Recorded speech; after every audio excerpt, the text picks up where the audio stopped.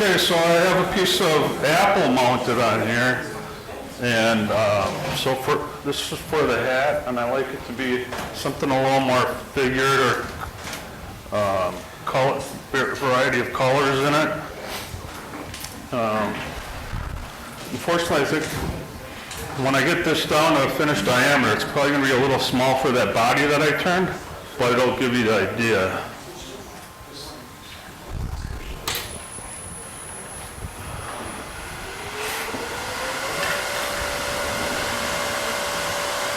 Get this bit higher.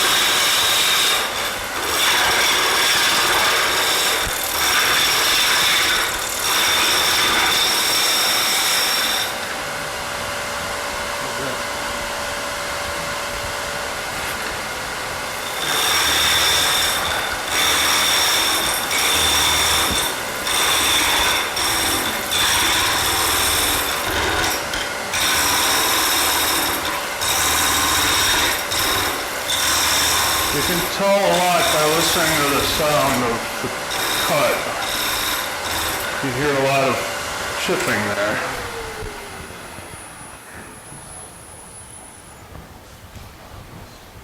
But we still got a ways to get around.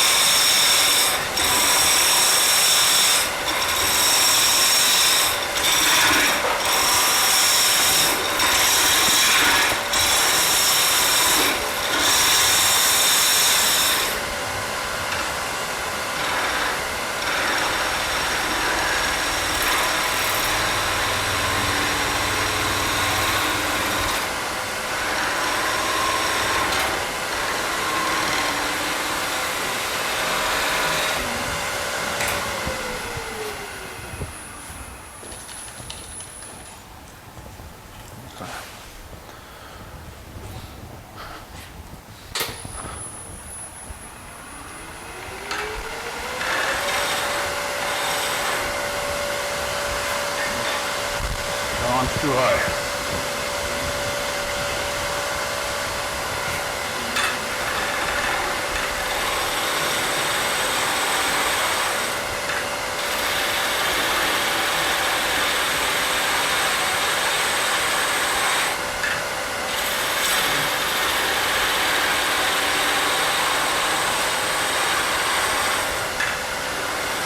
I'm trying to get to the cone shape that I want.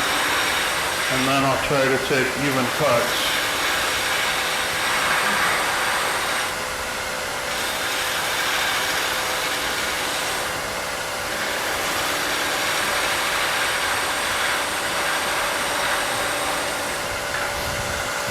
And this is a good time to practice seeing what kind of cut you're getting. And it looks pretty good.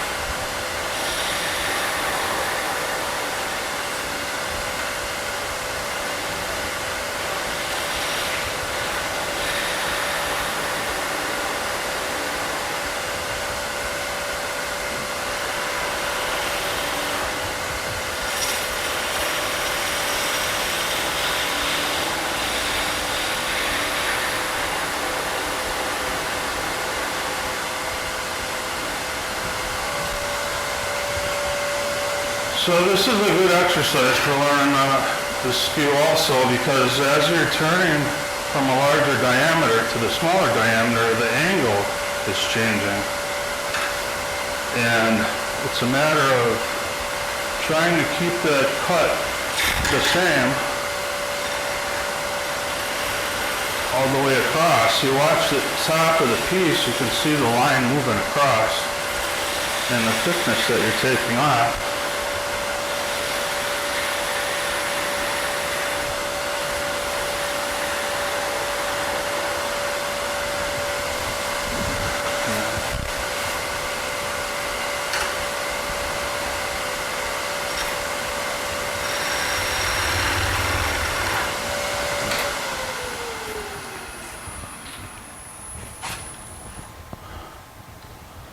So a little bit of a skate on here, but looks like a little bit of tear out. See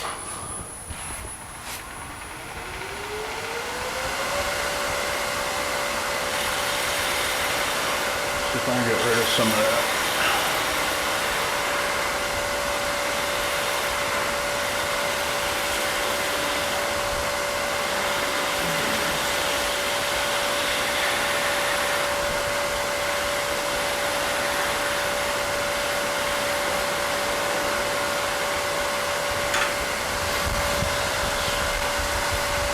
So then what I want to get to is the same diameter as that nose tool I had, because then I'll make a little ball with a hole drilled in to go on top of here.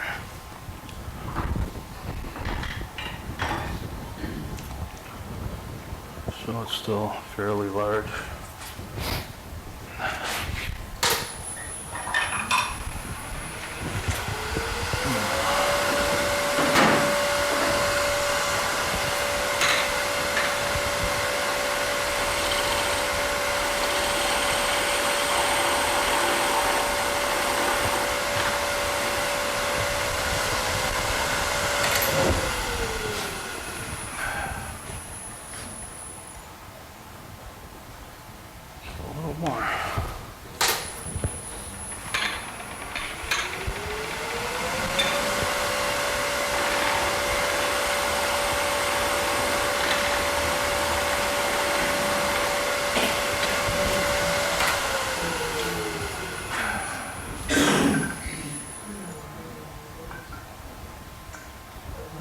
close.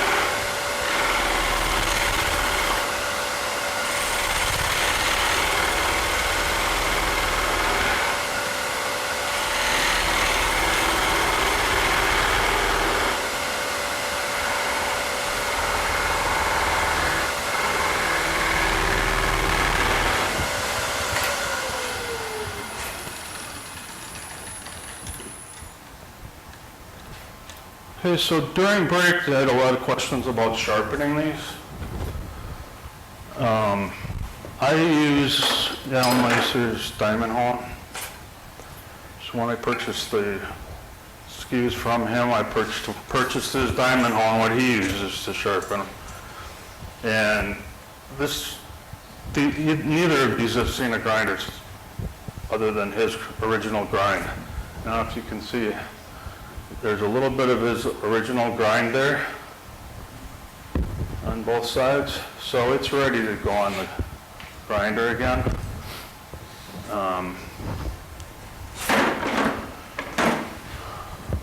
This one you can see where it's the hone is just sharpening that small strip there and resting against back here, and so it's concave from the grinding wheel, and you don't want to get to where it's convex, where you start curving it the other way. So that's when you need to go back to the grinder, get that concave back in there, and then you have less area to sharpen to get that edge back. And so all I do is just run this over like 20 or 30 times. The more often you do it, probably the less you have, the less time to get that edge back.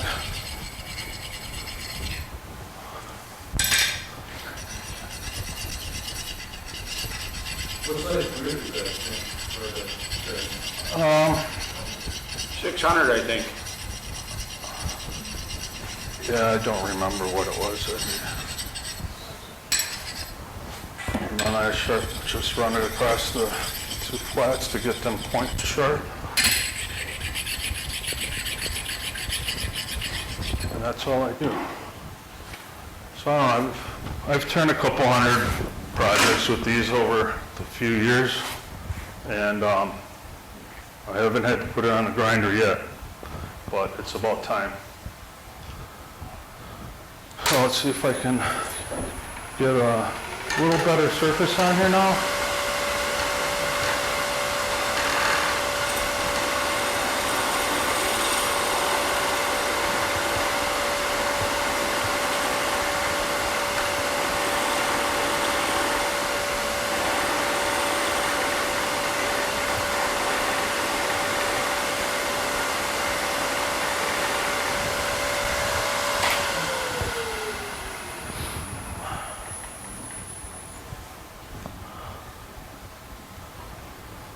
So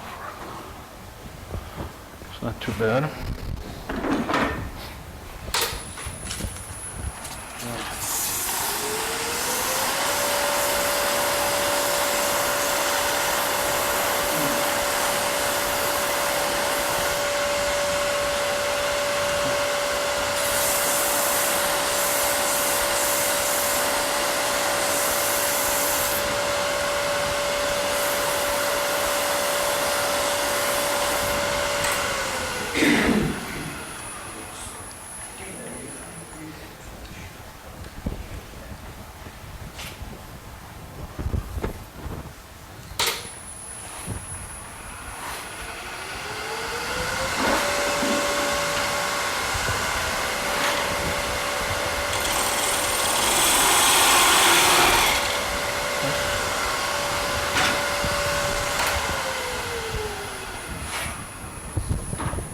Seems like it's tight enough in there.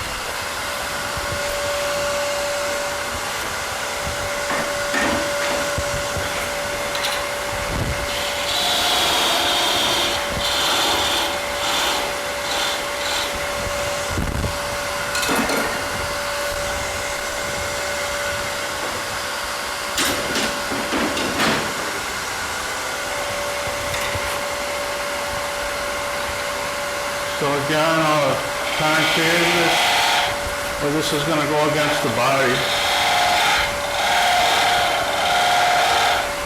I guess I need to sharpen that one a little bit.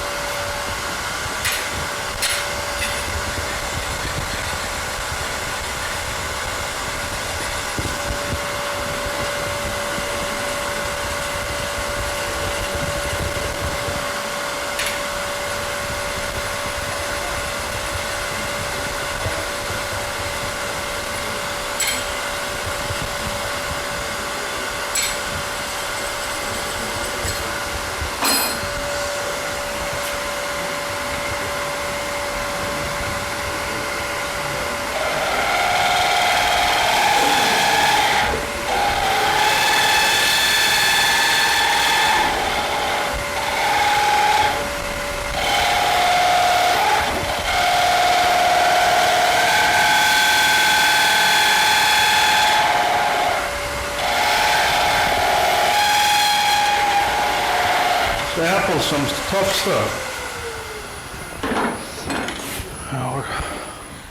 So now we use the wrench tool to establish the diameter. You know,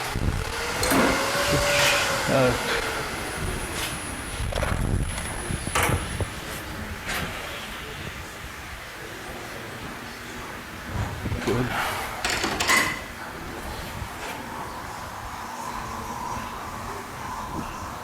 A little bit of tear out here I'm going to clean up, and then I'll finish the tenon.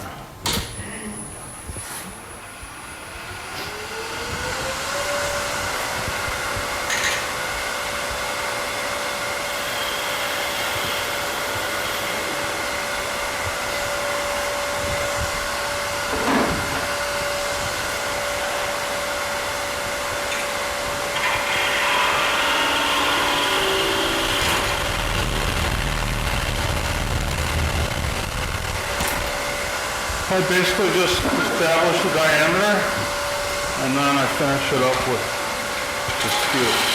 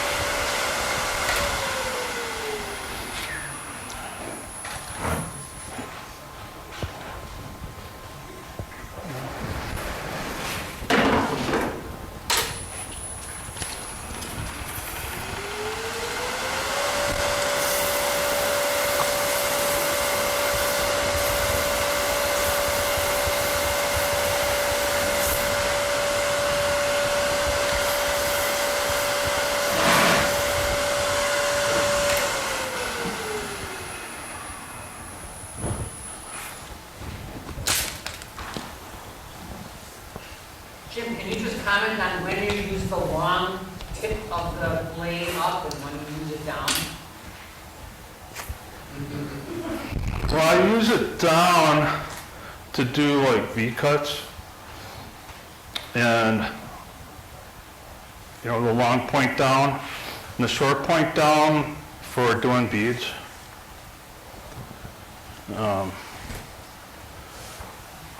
That's the short explanation, I guess. And roughing out, you're using the what? What are you doing when you're roughing out? I'm using the flat of the tool, so this flat section, and just going straight in, pretty much like a scraper.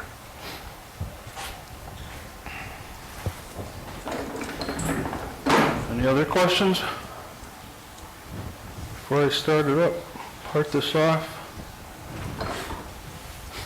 So here, so then I'll use some V-cuts to get to part this off with the long point down. So I just keep peeling away at the V, one side of the V, go and hit the other side.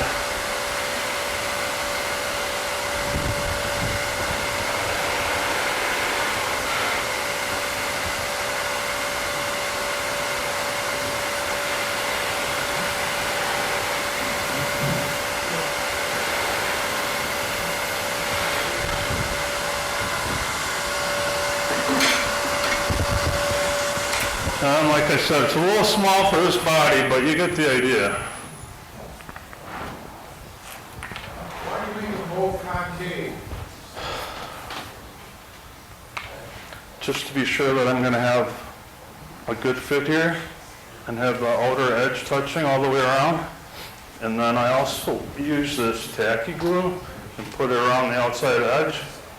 And it tends, because it's so thick, it stays where you put it, and it'll tend to go into the concave area instead of squeezing out the outside.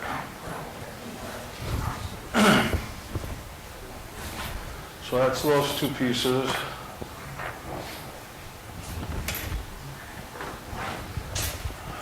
And we don't have anything left on the lathe here. Otherwise, I might turn that bead on here, the little beanie to go on top of the hat. So I'll change out this chuck, little piece of cedar on. But before I do that,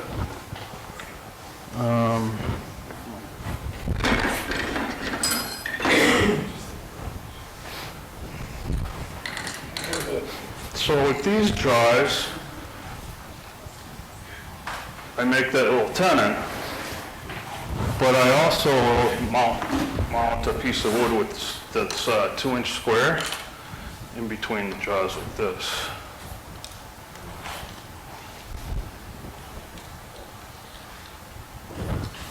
And I have these pin jaws that I put pen blank sizes in, and that's what I use to make these little tops.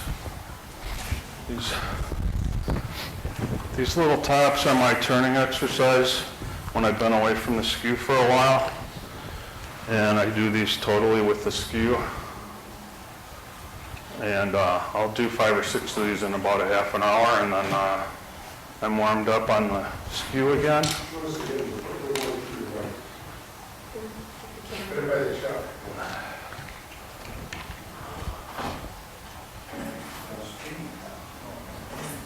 So they're about a little less than 1 inch diameter, a little bit of Sharpie color. Sometimes I texture them, and I found these nice little boxes. And some of the family, like the girls, like to keep them in their purse, and when they take the kids out to a restaurant or something like that, they have something for the kids to play with, and the box protects them a little bit.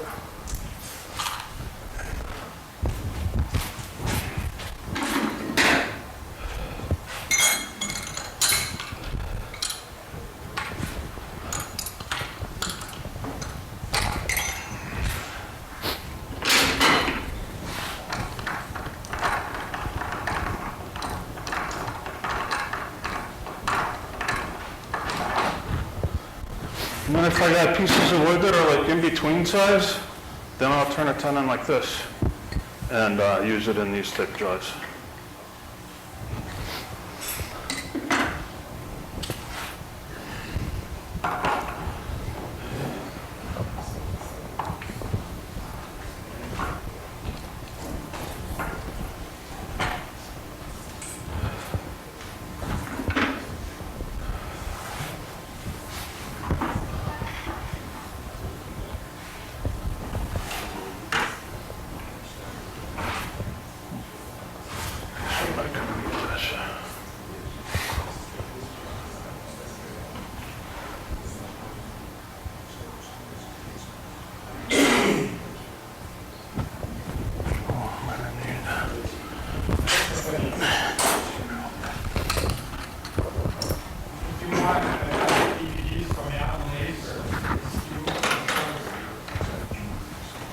John has an Ellen Lacer skew DVD if somebody wants to check it out.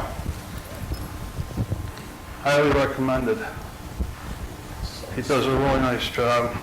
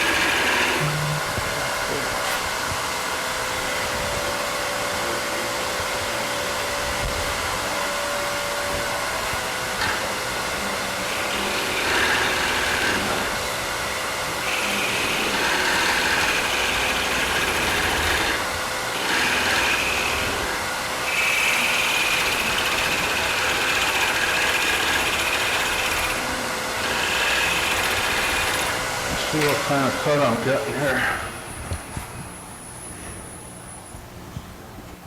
So I'm getting quite a bit of tear out here. I'm going to try adjusting the speed. Maybe.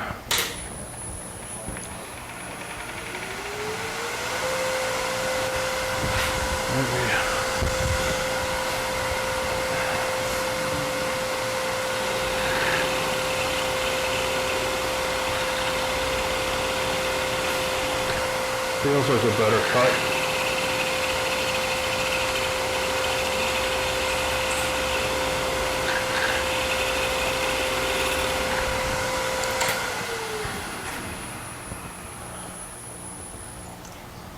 So it's good to take some practice cuts before you get down to your finished diameter so you can see how the wood's reacting.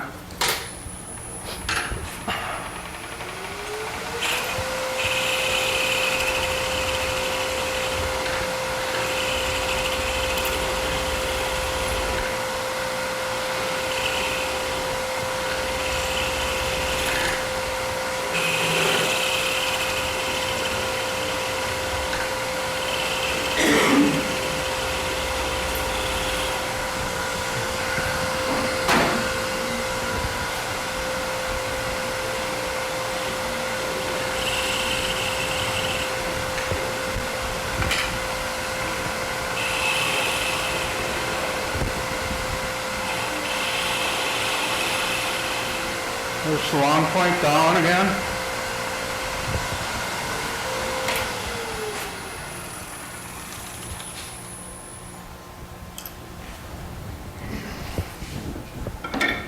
I'll put a little bit of a hole in here.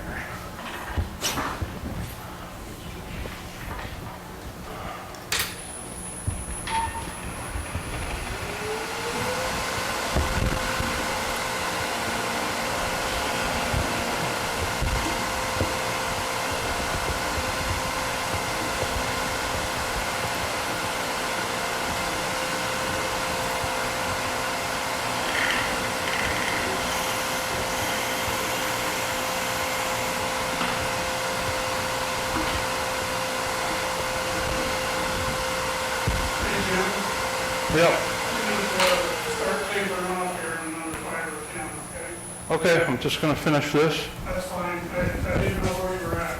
Yep.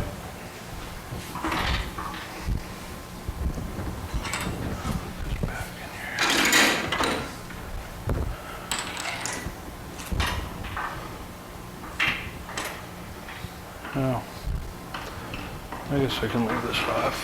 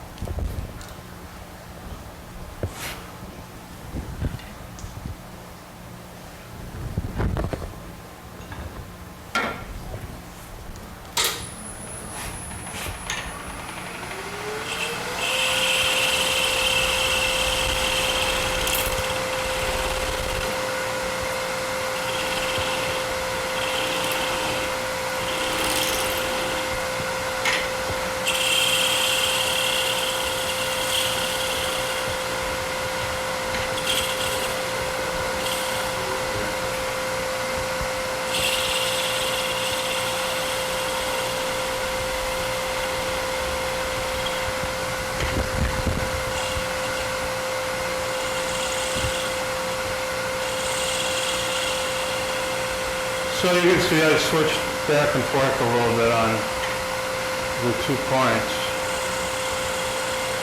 But mainly when I'm going in deeper, I'll go back to the long point and work a V-cut.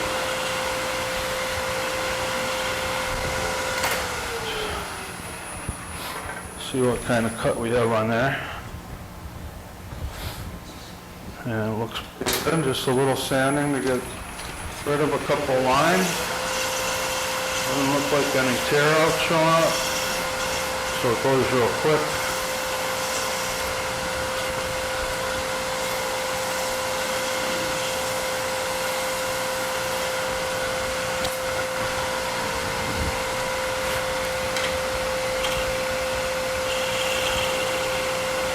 And then I'll finish the part, but hopefully we won't lose it.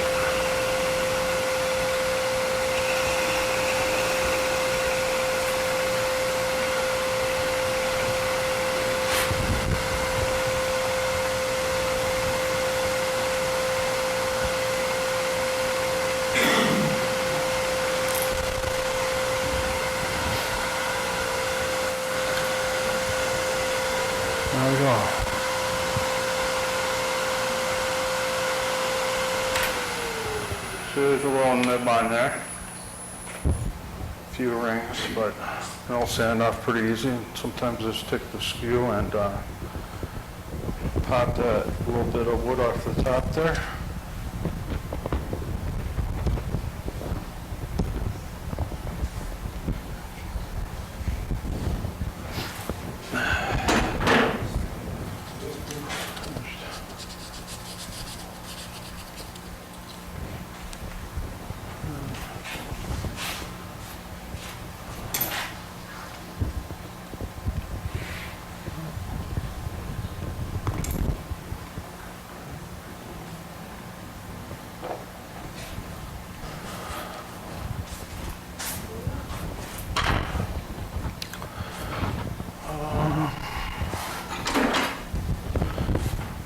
One more thing. What do you finish them with?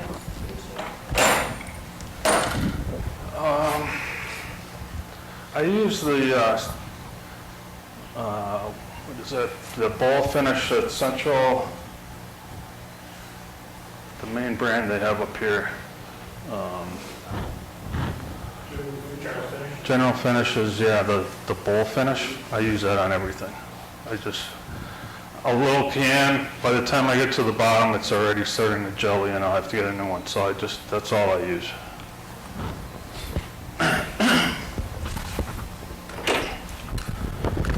So then for the nose, I just hand drill it in.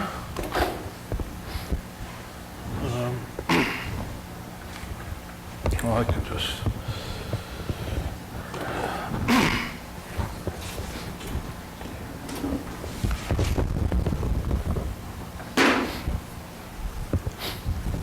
I try to get it so the nose is touching the top of the hat, so just measure a little bit, eyeball it a little bit, and then just drill it by hand.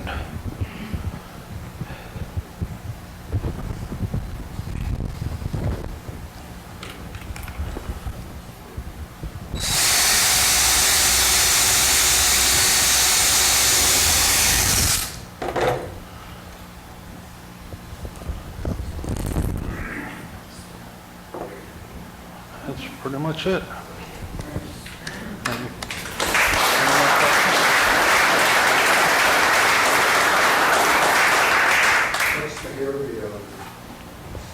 I don't know what the fabric material is, but they sell these at Michael's and the other craft stores, and you just get a square. It's like $6 for a square. I bought the orange on Amazon, and it was the size of the bag. Again, it was like $6 or $7. But this is like a more cottony feel to it. This is maybe more of a polyester feel to it. I like this better. This just kind of looks a little fluffy.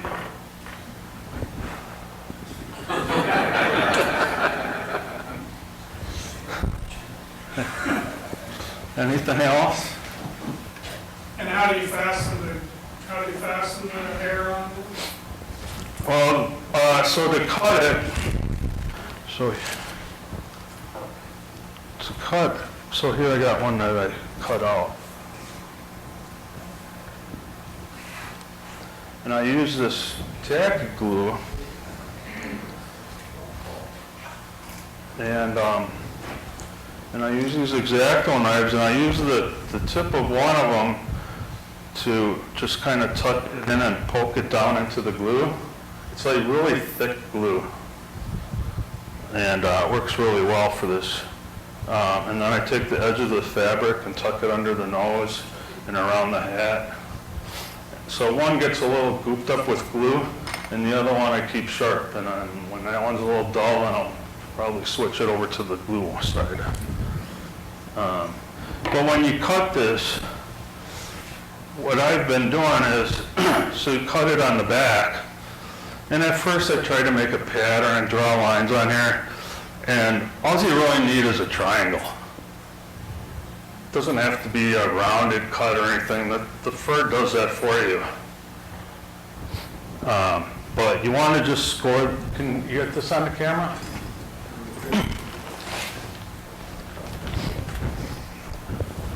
need me to move somewhere?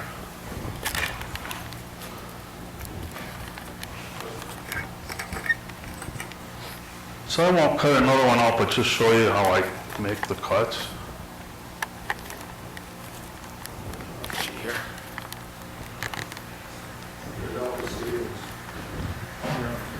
Oh, you're there. Okay, excuse me.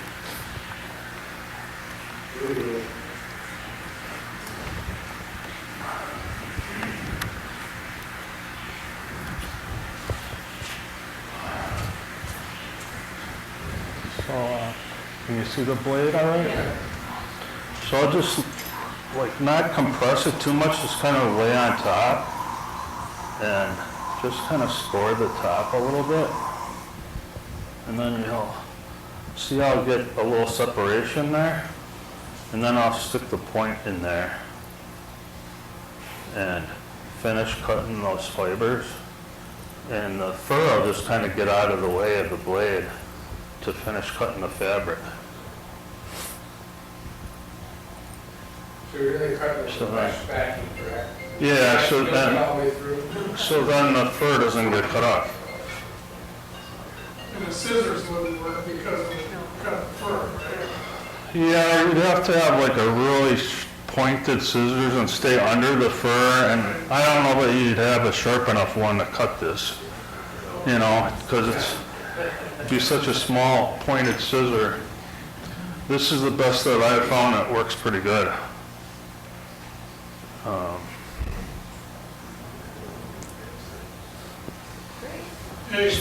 So where I cut one wrong one time, then it cut the fur, and that's how I ended up with this mustache. See how it's straight across there? And it's like, oh, that looks like a Hitler mustache or something. And I'll put that on there. So, I believe you. well, What about the,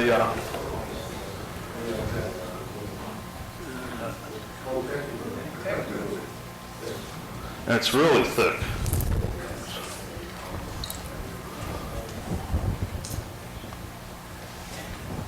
So you can see it doesn't run, stays where you put it, and that's why it's nice for around the bottom of the hat, and stick some down in the hole for the tenon to go into, and it stays put and dries fast. And it doesn't soak up into the fur. It just kind of stays there unless you're like really pushing down on it. You don't want to do that. That's why I use the tip of the knife to push it down into the glue so it doesn't get up into the fur. Anything else? Thanks, Jim.